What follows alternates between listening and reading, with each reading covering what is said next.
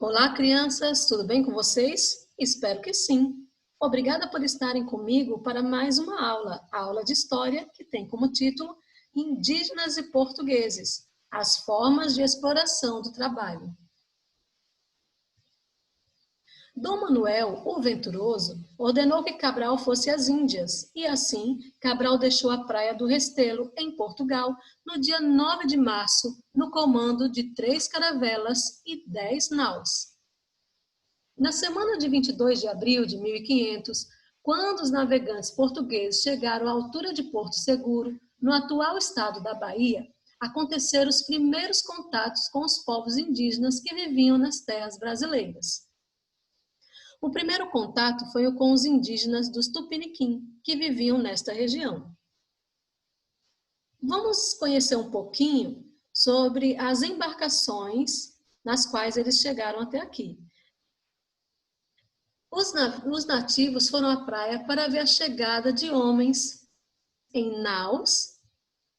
Naus são embarcações tripuladas por até 200 homens, que chegavam a pesar 300 toneladas. Eram movidas a velas e transportavam alimentos, armas e ferramentas. Caravelas. O que são caravelas? São embarcações menores que as naus, tripuladas por 40 a 50 homens, compostas de 3 mastros a velas, o que lhes possibilitava navegar mesmo sem ventos favoráveis. Observem, aqui é o exemplo de uma embarcação chamada naus, uma grande embarcação.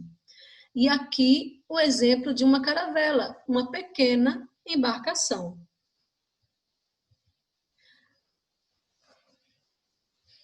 Estranharam aqueles homens, mas foram gentis, como conta o escrivão Pero Vaz de Caminha na carta que enviou ao rei de Portugal.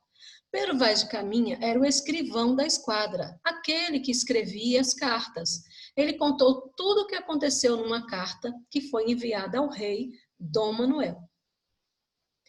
Eles disseram que se perderam e chegaram bem aqui no Brasil. Veja o caminho que fizeram, em vermelho, olha só.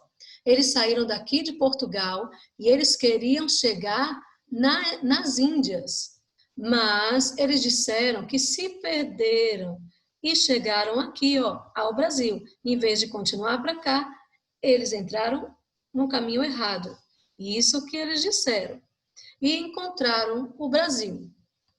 No dia 21 de abril, eles viram o primeiro sinal de alerta e gritaram: terra à vista! E essa terra era o Brasil.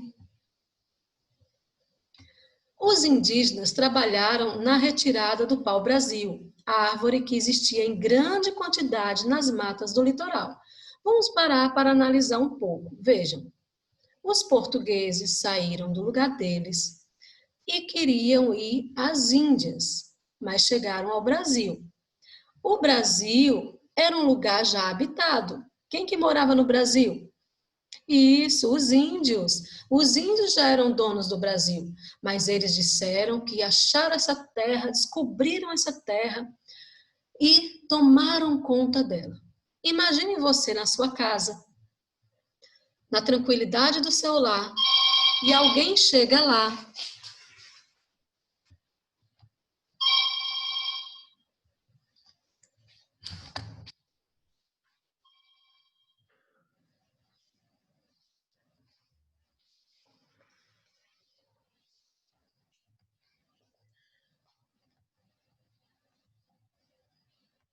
Alguém chega lá na sua casa e diz: encontrei uma casa!